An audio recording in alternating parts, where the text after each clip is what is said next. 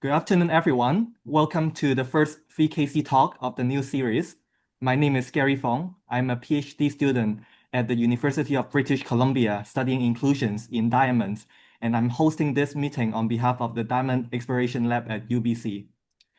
VKC is a series of seminars focusing on diamonds and kimberlites. Our goal is to bring academics and industry professionals together. I would like to acknowledge SRK Consulting for being a long-standing sponsor of the event. There are a few Zoom housekeeping notes for today. For the audience, please keep your microphones and cameras off during the presentation to ensure a good quality of streaming. Today's section will be around an hour long. Please keep your questions until the end of the presentation, at which point I will facilitate a Q&A section. Our speakers today are Luiz Bizzi and Paulo from Lipari Mining. Luiz is a result-driven mining executive and entrepreneur with solid experience across multiple jurisdictions, mostly with major mining corporations such as BHP's Exploration Director for South America and De Beers Technical Director for South America. He is also involved in small-scale companies as being a co-chairman of the Lipari Diamond Mines and president and CEO of Rio Grande Minerosa South America and vice president exploration of MBAC Fertilizers. He has played an active role in the Brazilian mining sector as an executive director of the Brazilian Geological Survey and the Brazilian Mine Development Agency, and as a consultant of the Brazilian Development Bank. Paulo is the exploration manager of the Lipari Diamond Mines. He earned his Bachelor of Geology at State University of Sao Paulo, Master and PhD of Geology at University of Campinas, Extension PhD at the University of Alberta, Curtin University of Technology, and University of Western Australia. He has 19 years of experience in kimberlites and diamond exploration, and is one of the geologists responsible for raising the Baruna project to a mine position, the first South America's diamond mine from primary source.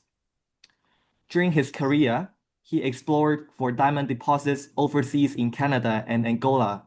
In Brazil, he explored for diamond deposits in Bahia, Pará, Mato Grosso, and Minas Gerais states. So without further ado, we now invite Luiz and Paulo to give the presentation. Paulo, you may share the screen now.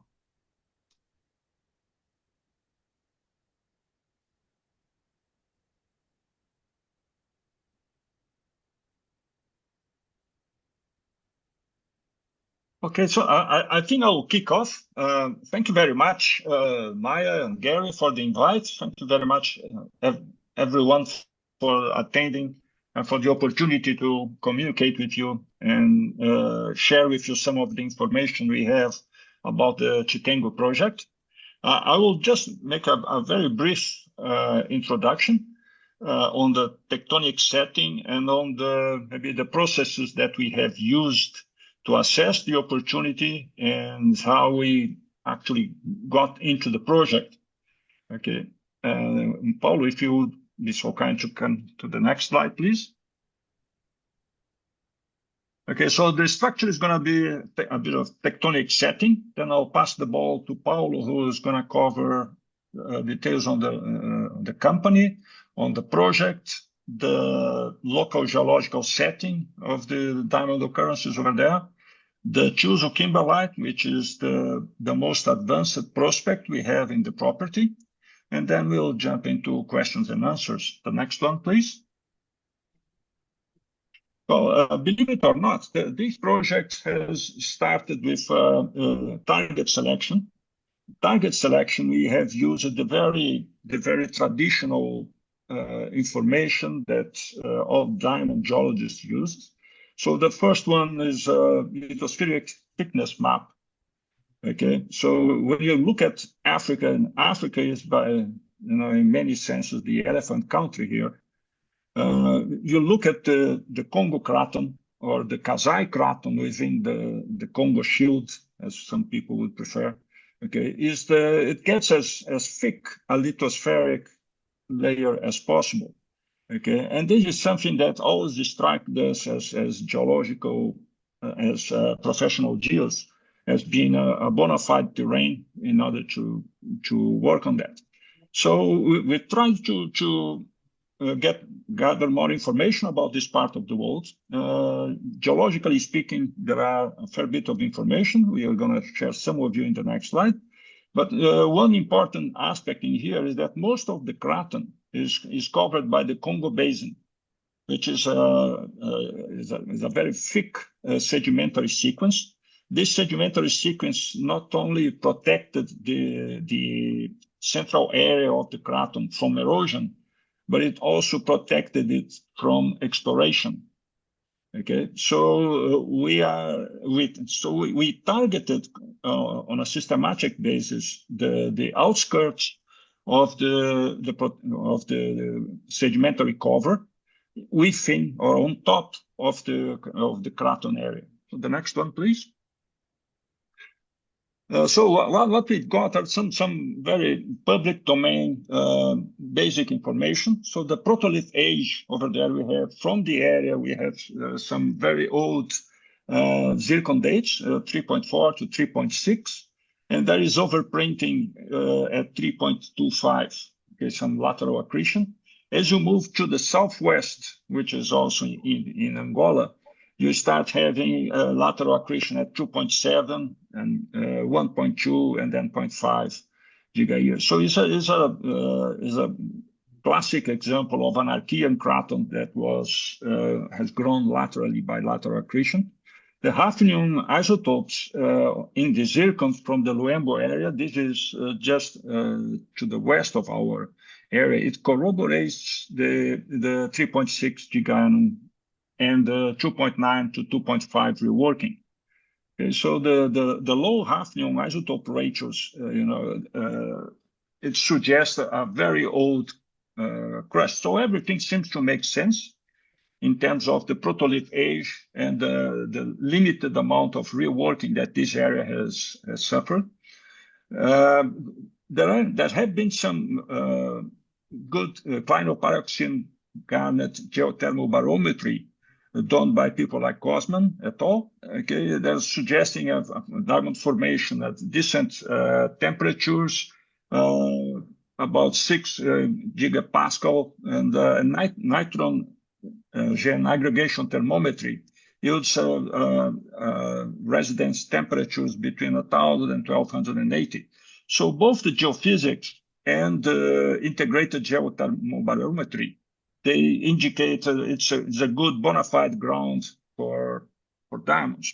The next point, so this was the background of that. We went into assessing what's the geopolitical situation of the areas in those erosion windows on the outskirts of the sedimentary cover. And there were like two targets at first, Angola and Zimbabwe.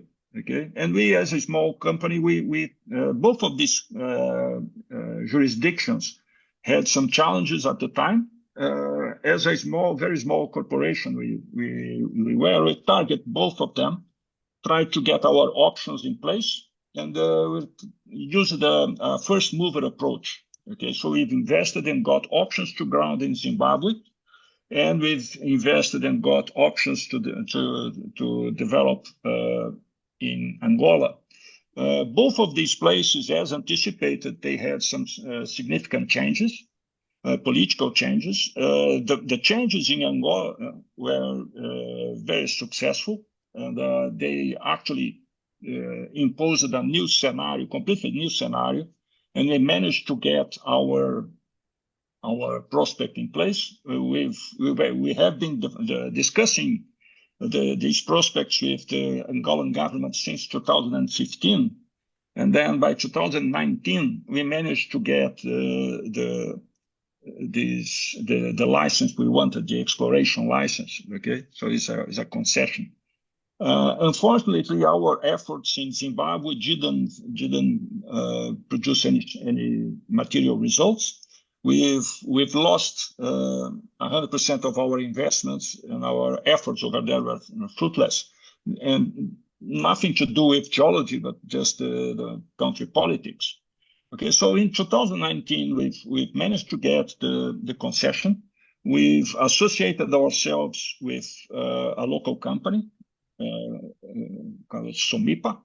Okay, and then the two of us got a partnership with the government, with the AGIAMA, which is a government-held institution, the company. AGIAMA took with 25%, and ourselves and the Angolan partner got the remaining 75%. And then we went to the market to see how could we best get our partners to develop this property. And that's when Lipari came to the scene. We've been very lucky. We knew Ken and Maurice and all of the shareholders from Lipari for a long time. We know of the very serious, very competent people. And we finally merged our companies into one, by which we can benefit from all of the expertise and experience of Lipari, and all the growth prospects that we can offer in Angola. That just to give a glimpse to the audience, who I believe are mostly students and wonder how these projects come about. So this is the background of this one. And I will pass the ball to Donaci, please. Thank you very much.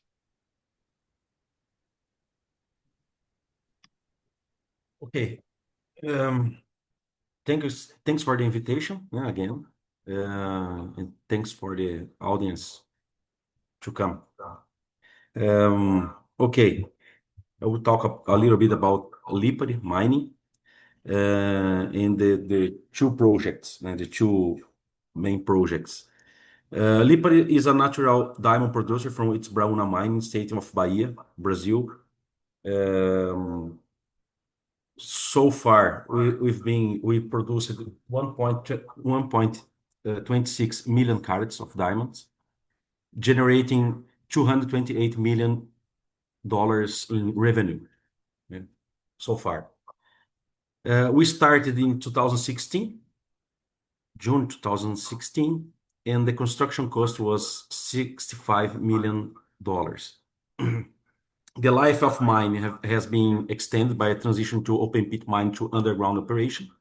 And right now we are mining ore from underground. It's an eco-friendly diamond production. We recycle 98% of the water used in the process. So we need just very little water to replace the water process. And dry tailings and waste rock permitted for sale to agricultural and construction industries. We also have brownfield exploration potential with the adjacent kimberlites. We have a part of the Brauna 3 pipe, we have more 22 kimberlite deposits around the mine along a 17 kilometers strike. And the Tchitengo Diamond Project in Angola, which encompasses 30 kimberlite deposits situated very close to Catoca mine and now Luele mine, the new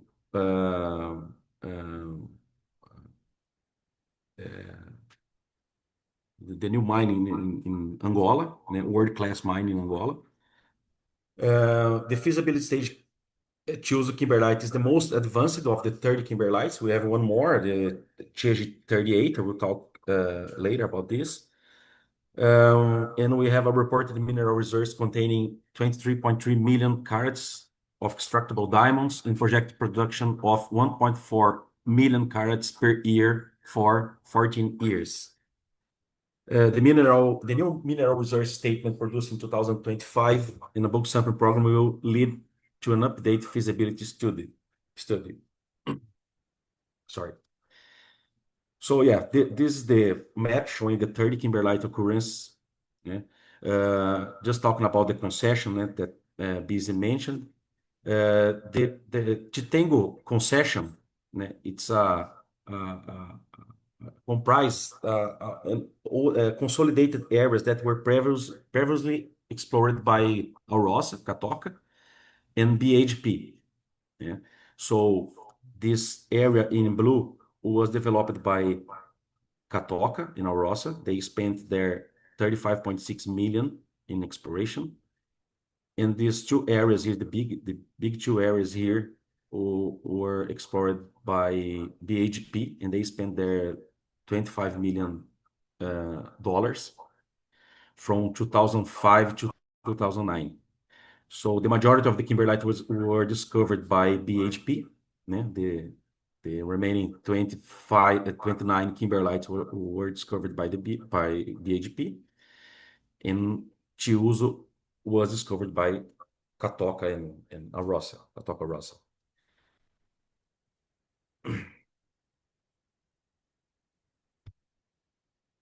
So about the diamond provinces in Angola, we have a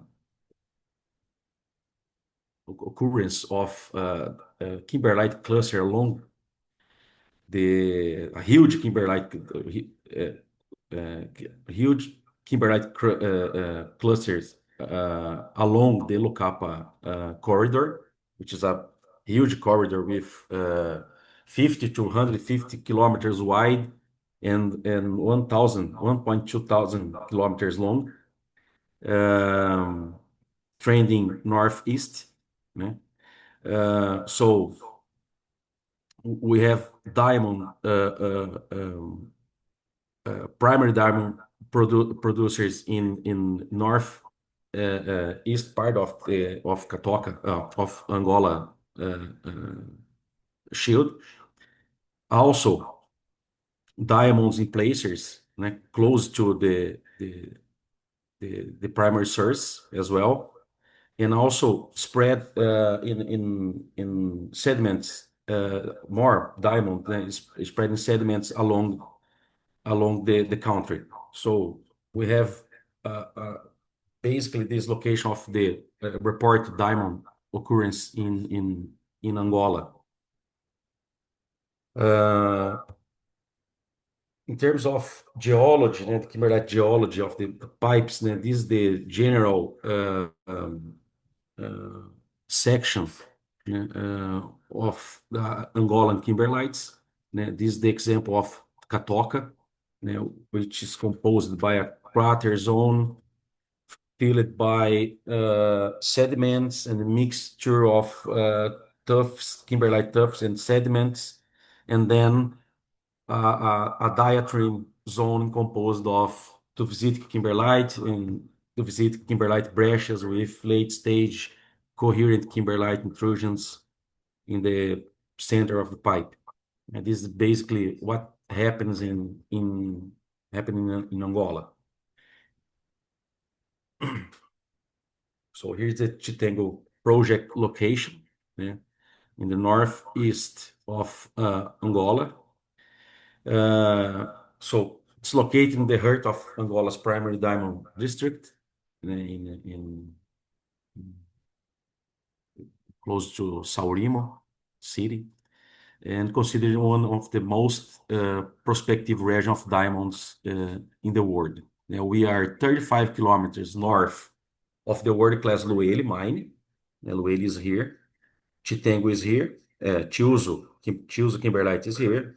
Luele is 35 kilometers to southwest, and only 17 kilometers southwest to the Catoca mine, and more or less 19 kilometers from Chiri Kimberlite, which is under development by Rio Tinto, and they expect to start the production in the next 4 years.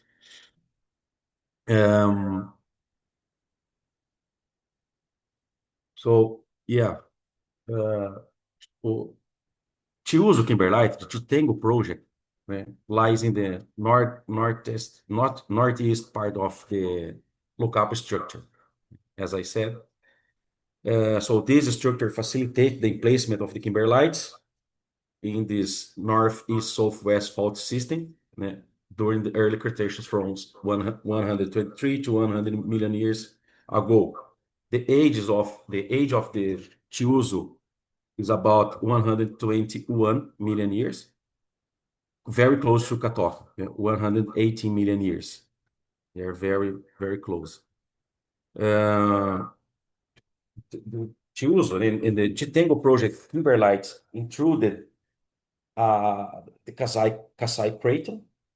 Then the Archean basement is composed by Archean paleoproterozoic crystalline basement, gneiss, and this Bart's biotite feldspar gneiss and its variation, and schists as well. So the basement rocks are overlaid by paleoproterozoic sandstones from Kassange group, and then Kassange group are overlaid by a semi-consolidated sediments of Cretaceous Lunda formation, which contains also diamonds. And finally, the entire sequence is covered by the post-Cretaceous quaternary sediments of Kalahari group. This is the location of our concession. And as Bizzi said, we have this all the sediments covering the outcrops. So in these various colors here are the mapped basement and paleoproterozoic and Archean rocks. So all the rest are covered by sediments. So what means that based on this intrusion, about 121, 119 million years, we are talking about the breakup of Gondwana supercontinent. And here we have a figure showing the plumb positions during the Mesozoic, Tristão da Cunha in the middle here, actually marks the beginning of the breakup of the Gondwana land. And here we have a map showing the hotspot activity points related to this spreading, ocean floor spreading, opening, indicating this tendency, northwest, southeast to Brazil, and southeast, southwest, northeast to Africa in general. And so that means the majority of the kimberlites in Brazil are situated in this corridor. We also have a big, huge corridor from the coast to Rondônia. We are talking about more than 1,300 occurrences of kimberlites intruded during Mesozoic times and related to the South Atlantic Ocean opening, Gondwana breakup. Same thing happens in South Africa and in Angola. So here we named this corridor as azimuth 125. So the opposite in Africa would be azimuth 30. And here's a figure I did a long time ago. I already presented in my last presentation to VKC, but I just updated just to show the size of the Tchiuzo Kimberlite here in the bottom. The Tchiuzo Kimberlite has a surface area of 10 hectares. These in black color are the size of the published Angolan kimberlites, just to have a comparison between them. Catoca is 65.7 hectares, Tchiuzo 10 hectares, Camutwe 9.3, and Camafuca 67.5.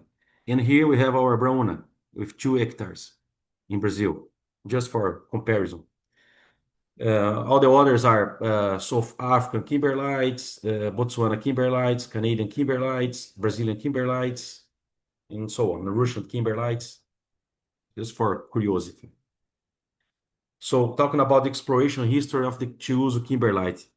Tchiuzo was discovered by late in 2005 by Rosa and Catoca by follow-up minerals based on airborne magnetic anomalies, and also the presence of diamonds found in rivers and creeks, etc., along the drainage. In the case of Tchiuzo, the Tchiuzo Creek or Riacho Tchiuzo was also an area that was famous to find diamonds there. Okay? So then 81 large diameter drill holes was made at that time, totaling almost 10,000 meters of large diameter drilling, and it was completed between 2006 and 2009, testing the pipe to a depth of 415 meters below surface. They also use downhole resistivity and magnetic susceptibility in the majority of the drill holes to identify and help the logging process of the drill holes and help to divide the internal units of the pipe and also the continuity. So a total of 209 tons of drill core was processed in a plant for macro diamond results. So they recovered 97.3 carats and returned a global grade of 46.4 CPHT. So this is a photo of at that time, courtesy of Grutter, showing the large diameter drilling. You can see the size, the diameter of the case here that they drilled in the past. For this testing purpose, bulk sampling purpose. So Catoca also conducted 2 surface bulk sampling campaigns, one in the north sector of the pipe and another one in the south sector of the pipe. They recovered 17,000 carats of diamonds and processed 34.63 thousand tons. And at an average grade of 49.8 CPHT, confirming the grade of the drill holes, the large diameter drill holes. They also did a grid sampling and colluvial alluvial gravel overlaying the pipes sampling, and they did process in the plant as well. And these tests returned 27.4 CPHT. So what really interests is the bulk sampling, the saprolitic rock. Now you can see in the right side here in the photo, the saprolitic material that they excavated is this area here, exactly this area here. And this is the big trench that they excavated. So combining the 2007 and 2012-13 bulk sampling, the average grade was 49.8 CPHT. So this is the historical mineral resource estimation from Catoca and Arosa. It's a Russian standard. That's 9 code and not compliant with 42101 standard. So over 53.5 million tons, containing over 23.4 million carats of extractable diamonds. So as you see, they classified the top. The first 200 meters has measured reserves, and then the remaining 200 meters indicated reserves. So the combined reserves returned the average grade of 43.6 CPHT. The total tons of 53 million tons, containing carats 23 million carats. So we started our work there doing a confirmation program. Basically analyzing all the database, the logs. I did reproduce the original model from there, trying to reproduce the masses and the grades that they recovered, and try to reconstruct the internal geology of the pipe. So we needed to confirm that with our own database. So during 2024, Lipari completed a confirmatory drilling campaign of 19 inclined holes, totaling 3,835 meters, almost 4,000 meters. So the drilling confirmed the volumes, also the internal geology. The internal geology, we had some variation in the internal geology because of also the field interpretation and our view of modeling things. But in terms of mass and grade, we are totally in line what was defined by Catoca and Alrosa. So also for this confirmation, model confirmation, I did use the Catoca's holes, and also include our own drill hole, with new information. So this is how Tchiuzo looks like. Then the main facies of the kimberlite is basically the tuff-citic kimberlite. It's a olivine-rich kimberlite showing greenish serpentinized groundmass. The olivine average, macrocrystal average is about 20%. Crustal xenolith averages of 11%, mainly composed by Cassange group, Cassange formation, which is composed by sandstone and siltstones. There are also presence of mantle xenolith, such as peridotite and neclogite. So based on the new terminology, we can classify this rock as a VK, volcanoclastic kimberlite, and its variation, the tuff-citic kimberlite breccia, more related to the contact zone, and also with a big, massive volcanic breccia of sedimentary rock that we have in the middle of the pipe that collapsed during the kimberlite emplacement. So also helped to contaminate these rocks. So it's much more diluted. And then we have average crustal xenolith of 25%. So the olivine macrocrystal content also decreased to 12%. The crustal xenolith are composed by Cassange, mainly by Cassange, but we also have gneiss from basement and mafic rocks, amphibolites from basement as well.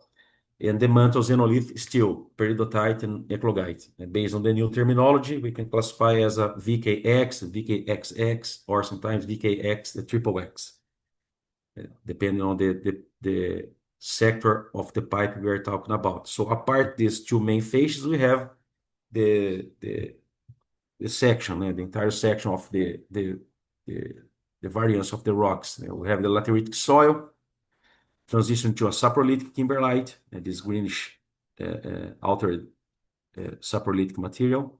The tuff-citic kimberlite breccia.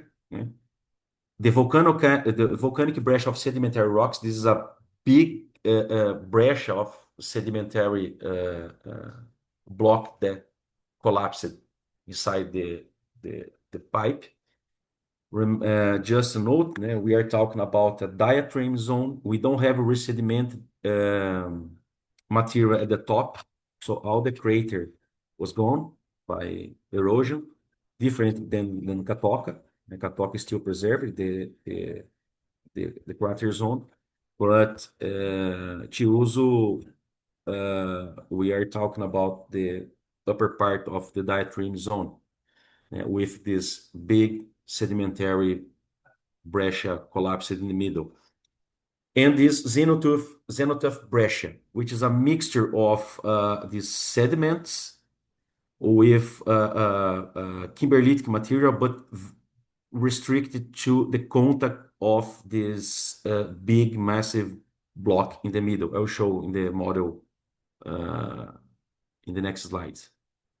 So just some characteristics of the kimberlite, a zoom. We have the garnets with caliphytic border, eclogitic mantle, a rounded eclogitic mantle, xenolith, altered serpentinized eclogitic mantle xenolith. This is the zenotooth breccia ground mass that we can see fragments of kimberlite, but in a very, very sand silt rich matrix. Some late stage veinlets in the TK, the tophysitic kimberlite, cross-cutting the xenolith and everything. A mantle peridotite xenolith and a rounded to sub-rounded mantle xenolith. Some magma class, autolites,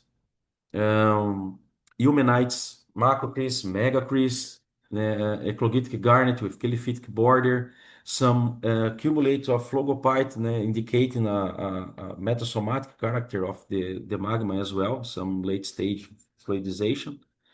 Phenitized gneiss fragments also occurs, a little bit more like a deeper zoom here. We can see this in the top the TK and in the bottom the TKB. You can see the variation of the color. One in the top, the TK, much more serpentine rich ground mass. On the other hand, we have the TKB much more contaminated by sediments. This reddish color indicates this sand and silty contamination. You can see also fragments of the crust, diopsides, eumenite, rounded to sub-rounded olivines, granitic crustal xenolith from basement, this cumulate of phlogopite, beautiful phlogopites, mantle xenolith, again, eclogites. Here we can see the phenitized gneiss on host rock. Sometimes we can see the magma flow direction marked by the orientation of olivines and other minerals, but mainly olivines. Here we have a fragment of amphibolite and so on. And here's a lapilli, a pelletal lapilli, a fragment of rock in the middle, and this very fine grained material of kimberlitic material surrounded the fragment, revealing this volcanoclastic character of the magma. So here's the garnet mineral chemistry. So this plot shows how the spectrum between the G3 garnets, the eclogitic garnets going through the peridotic and lersolithic garnets, and some of them following into the field of the G10 garnets from Grutter 2004. And here in different colors, you can see the representation of the colors, from eclogitic, the orange, reddish, purple to burgundy color garnets here, just to have a notion of the volume of the garnets collected. This diagram from Grutter separates the G10 and G10D. The G10D, the garnets, the G10D garnets are low manganese, have low manganese oxide, like less less than 0.36%. So note that we don't have this type of garnet, which coincides with like a ideal condition for diamond formation. And note that here we have the Catoca numbers as well. Catoca also doesn't have these G10D garnets, and that means at this area we cannot be only based on G10 garnets for exploration. We have a very good component of eclogitic garnets going up to the lersolithic garnets that can also show us a good correlation of good quality diamonds. So yeah, and this also happening in Brazil. In Pará, we have a kimberlite with no G10, and it's diamondiferous. It's a point to be noted. In terms of geochemistry, we don't have our own geochemistry. This I used information from the old database. We don't have much, but in general, by using this Smith 1983, 1985 diagrams, we can see the degree of contamination. This silica aluminum plot, we can see the degree of contamination of our kimberlite. This is the TKB, much more contaminated than TK. But based on titanium and potassium, we see that the most primitive kimberlite, which is the TK, more serpentinized, more mantle-rich material, is much more related to South African kimberlites, group 1 kimberlites, plume-related. So yeah, the Tchiuzo Kimberlite can be classified as a group 1 kimberlite. So we don't consider this TKB information because of the contamination. But yeah, considering the most primitive kimberlite, representing like the progenitor magnum of the kimberlite, as the TK, we are talking about similar signature to South African kimberlites, group 1. So this is the model, geological model, produced, and it was the base for the block model and resource reconciliation. So basically, for the construction of this model, I did use the Liparis data, new data, and the Catoca Rosa old data. And as you can see, we have the TK in the middle, this dark green color in the middle of the pipe, the main conduct of the pipe, and the border it's surrounded by the breccia facies, the TKB. And in the middle, we have this collapsed breccia of sedimentary rocks from Cassange group, which more or less divide the kimberlite in two sectors, south and north.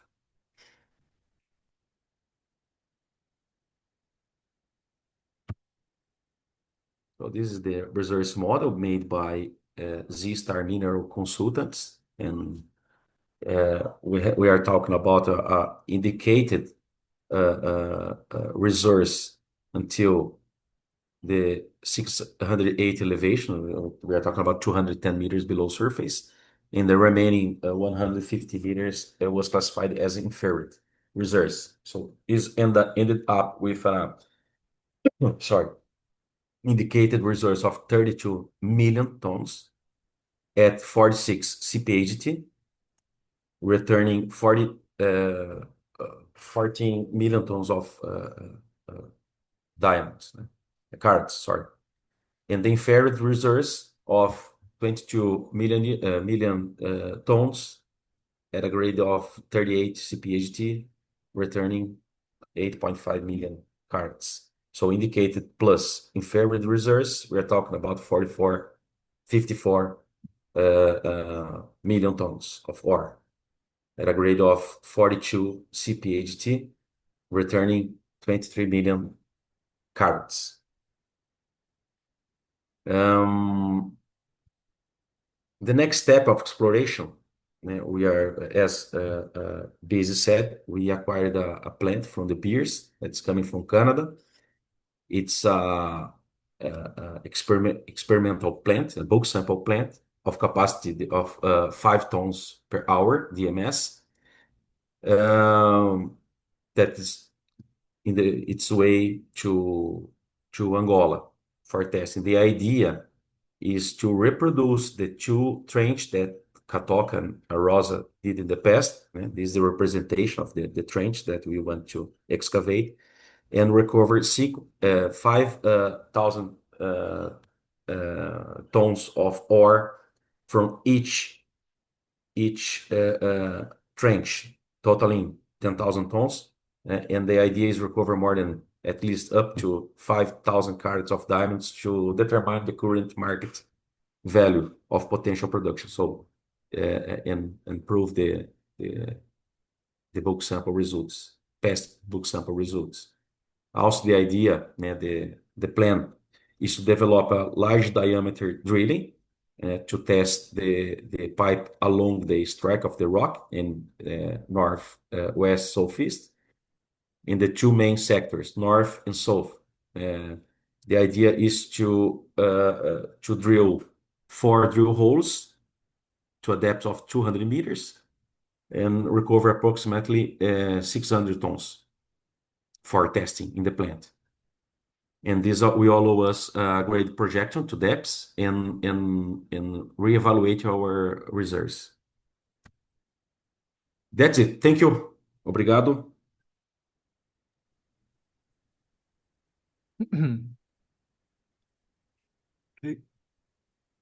Thank you, Luis and Paulo. I really enjoyed the presentation, and it is a good mix of tectonics, exploration history, geology and geochemistry, and how you derive the block model at the end. I really wish you a great success in the future exploration program.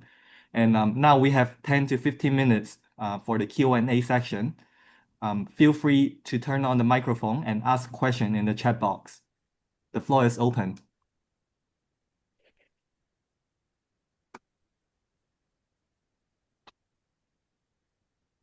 Can I stop share, Gary? Yep, not? sure. Or if you, sure. Okay.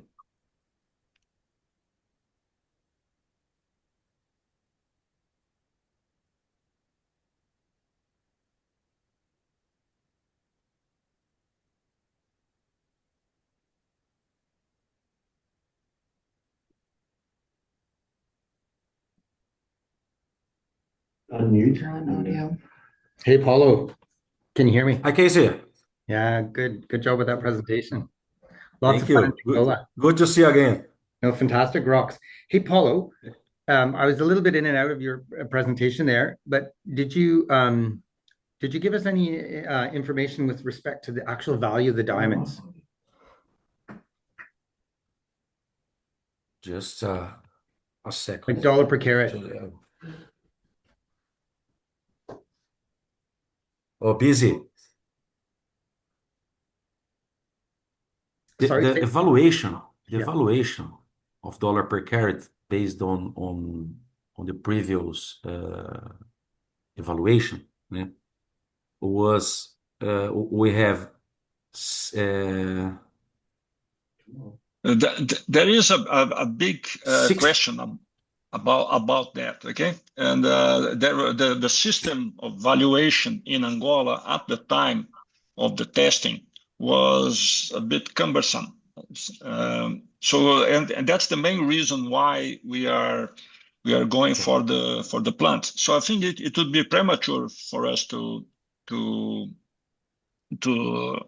guess, okay? There are some indications that our product should be of slightly higher value than Catoca. Okay. And given what we've seen thus far, and which is basically from photographs and so on, so it's not worth it. But one big aspect in terms of the value is that the breakage of the stones from Catoca is very high. We are counting on our experience, on the experience of our team, to avoid such breakage, and if nothing else, by avoiding such breaking, we are going to get much higher value than Catoca, which I believe is in the upper $80 to $90 a carat. Okay, no, thanks for that, guys. Excellent.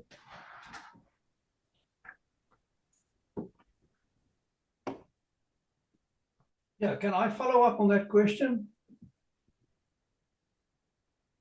Sure. Yes. It's Herman Grutter here. Hi, Grutter. So look, I wrote the previous NI 43-101, in which there is a statement in the back that evaluator has compared the diamonds from Tchiuzo to the diamonds from Catoca. The problem with that statement is that the diamonds from Tchiuzo that were historically recovered, both from the bulk sampling program and from the large diameter core drilling program, are not available. Nobody has seen those diamonds. They're gone, they've been sold. And so you have to rely on, as Luiz said, photographs and other comparisons at the time with Catoca production. So the reason that I'm sort of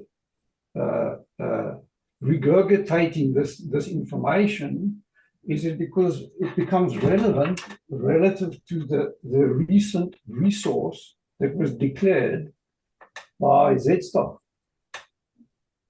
So, Paulo, just clarify for me your 2024 drill program, in which you drilled, 16 or 19 holes. Mm-hmm. There were no micro-diamond samples or macro-diamond samples from that core. No. Okay. No, we did not process for macro. No.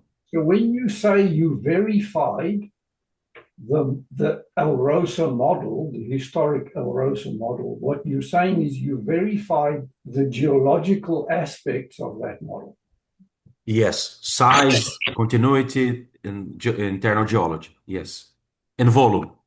But the diamond Yes. content, the diamond content or quality or anything like that of Tchiuzo is factually basically unknown and unverified. You still have to do a bulk sampling program. Yes. Yeah. So this Exactly, Herman. Exactly. this is the problem. Z-Star has now relied on unverified diamond data from a prior resource estimate for which the diamonds are not available to produce a new resource estimate. And inside that new resource estimate, they have to have a statement on reasonable prospects for eventual extraction, RPEEE. If you don't have the diamonds and you don't have a price for those diamonds, then the recent resource that was declared by Z-Star is not compliant. And I just need to point that out to you, that if you release that resource in an updated NI 43-101 report, it will have to be rejected because it's not compliant, it's not up to date, and the diamond data has not been verified.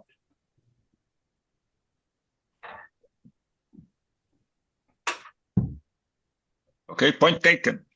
Just Thank you very much. Just be aware. Okay, Herman. Hi, this is Reed Mackey. A great presentation. Thank you for that, Paulo. Thank you. I just maybe to follow up on the two previous questions. What is the, and I might have missed it somewhere in the presentation, what is the current carats that you have available from the projects in terms of samples, if any?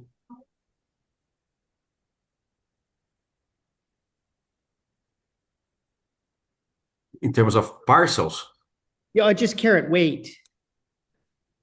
in total, Yeah.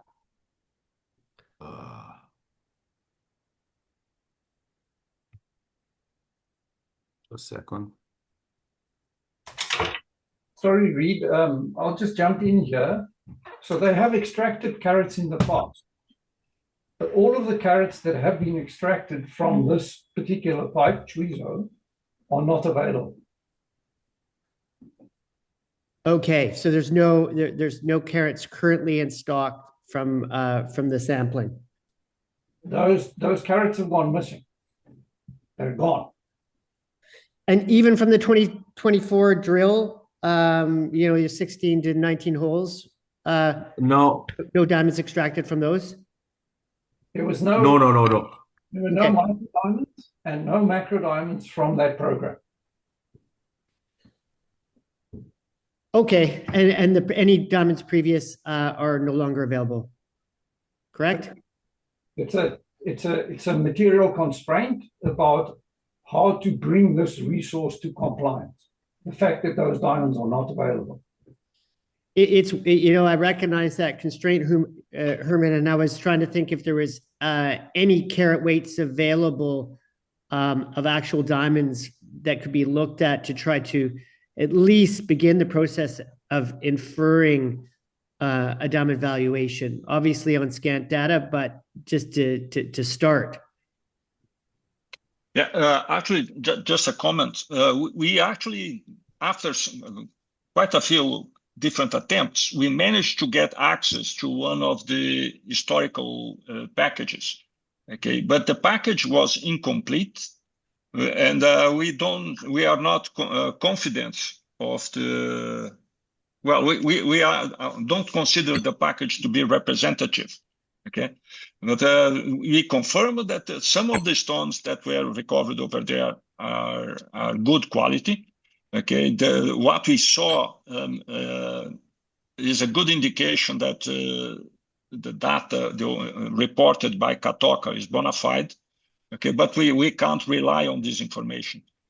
Some of the core produced during the last drilling campaign has been submitted for analysis, but we don't have the results as yet.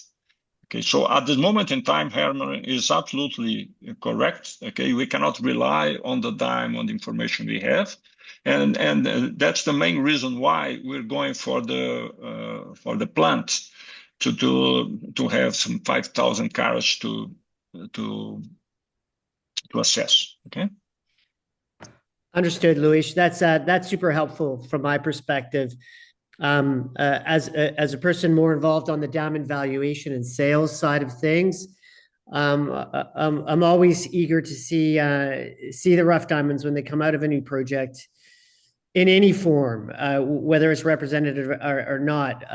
When you're analyzing diamond quality, even if there are certain size fractions that might be missing from a parcel, and if you know what kind of processes might have been undertaken to make the sample non-representative, whether it's people selecting diamonds to sell, for example, even with that, you can begin. Of course, it's not potentially useful for releasing technical reports, but at least to give you an idea commercially of the direction it might be heading ahead of that 5,000 carat bulk sample. So that was the reason I was asking, but your insight there is helpful in the question regardless. Thanks. Thank you.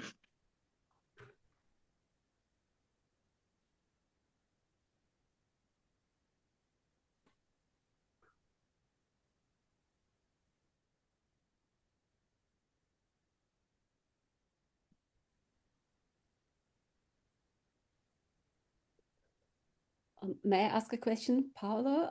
Luiz, thanks for the presentation. And my question is on the geology of your kimberlite. So you mentioned that the crater was gone by erosion in Tchiuzo pipe.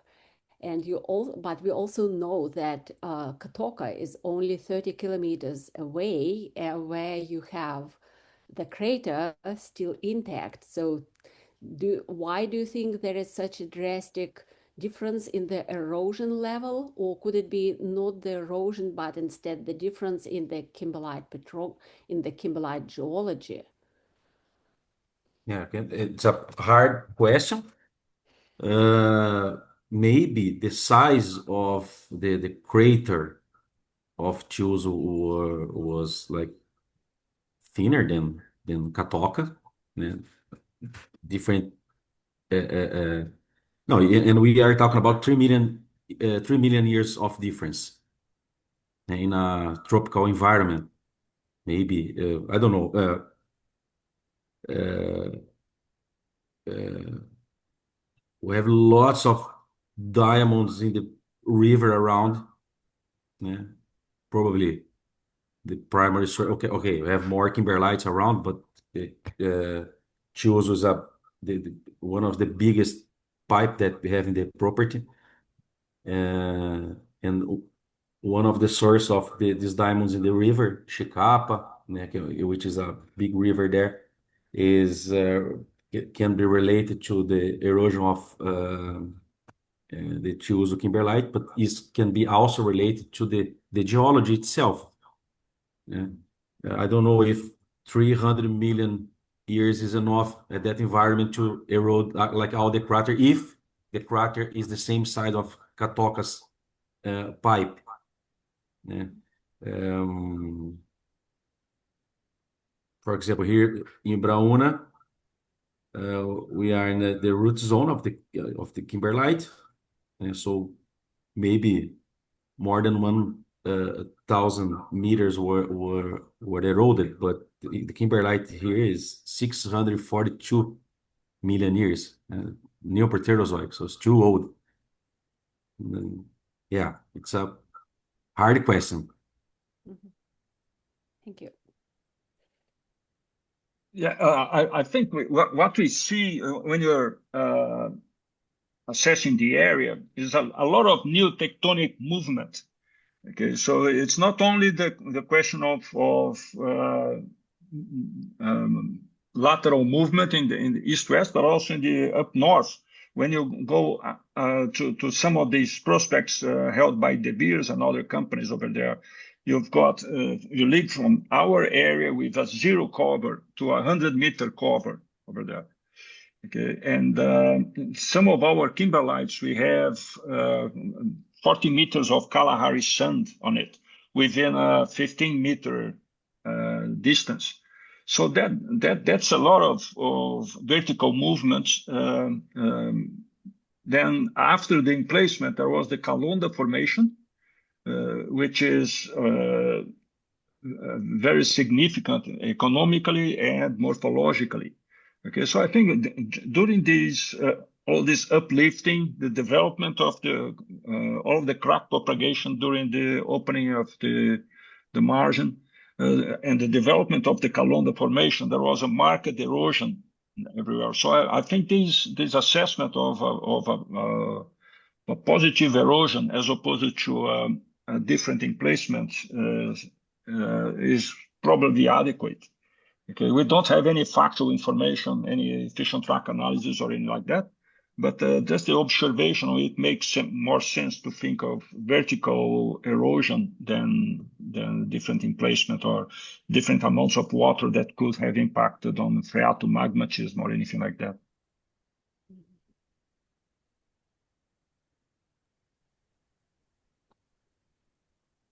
Paulo, I have a question regarding the block model that you show. So you show there's a formation of volcanic pressure of sedimentary rock within the TK in your block model.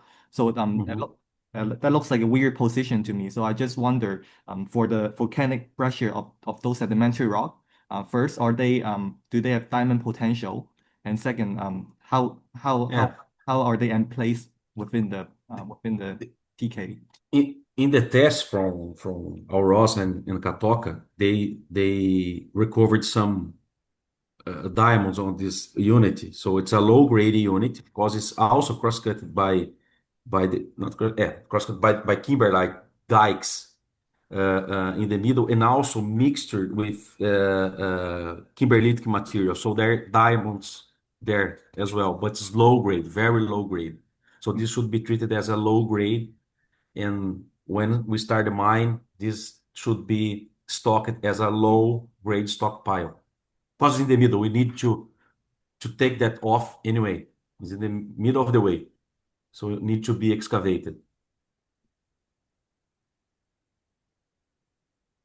Thanks.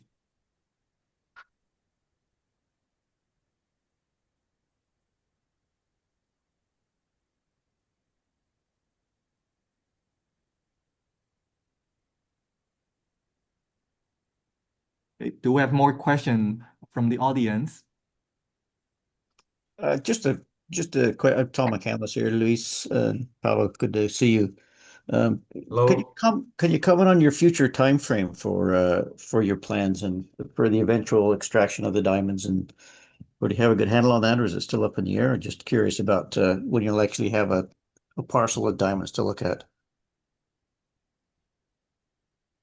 So sorry, I missed you here, Probably Tom. gonna be in a position to finalize an updated feasibility study after we finish the bulk sampling and the testing. Okay, so we hope to have a feasibility study by the end of next year, something like that. Okay, and then a decision to invest after that. Okay, the licensing procedures in Angola are pretty straightforward. Okay, the environmental licensing does not seem to be complicated. So I believe once we have the necessary information in terms of diamond value, we would be in a good position to make a decision. We are quite confident in terms of grades from what we saw in terms of the previous micro diamond work. If we have a decent information in terms of grade and micro diamond from the latest drilling campaign, we should move pretty quickly to a development of this area. The southern part of the kimberlites seems to have spots with much higher grade. This is something that we still have to find out and to understand it a bit better. But the overall, we don't have any areas which are barren, okay, or barren facies or something. So it should be a pretty straightforward mining plan. That's a very general response, and I'm sorry for that, but that's what we have at the moment. No, that's good. I appreciate that. And let me ask you just a big arm-waving question about the geology. You know, it's interesting that the Brazil, if you look at the Brazil story of diamonds in the rivers versus diamonds in the kimberlite, there's always been this issue of incredible quality of diamonds in Brazil in the rivers, and then never matching up quite perfectly to the kimberlites that are in the same region. And it seems like Angola is almost an analog of that, where historically they've been incredible large diamonds. I'm talking about size, not just quality, from the rivers in Angola, but there's never been a kimberlite really matched perfectly to that. Have you lost sleep over that or wondered about why that is? Yeah, I think preferential destruction of the stones in the high energy secondary environment comes to mind when we're looking at that. I think we looking at the micro diamond distribution, where Herman did a good job at that. We were revisiting the data we have and so on. We are hopeful that as much as other sources in the area, we are going to have the large stone distribution. So maybe it's a question of preferential destruction of the poor quality stones in the environment, in a high energy environment, rather than other things. Okay, thanks.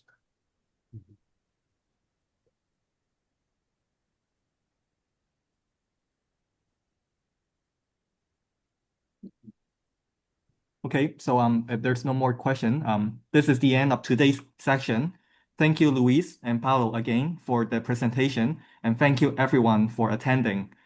The next talk will be given by Howard Cooper-Smith, who is also on the floor, about the lesson learned in his career on 3rd of December, and flyer will be delivered in the coming days.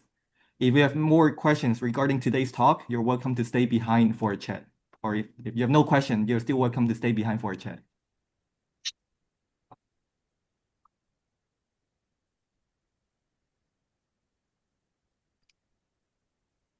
Okay, thank you very much. Thank you. Yeah, thanks Thank you Gary, all. for officiating. Good job. Bye-bye.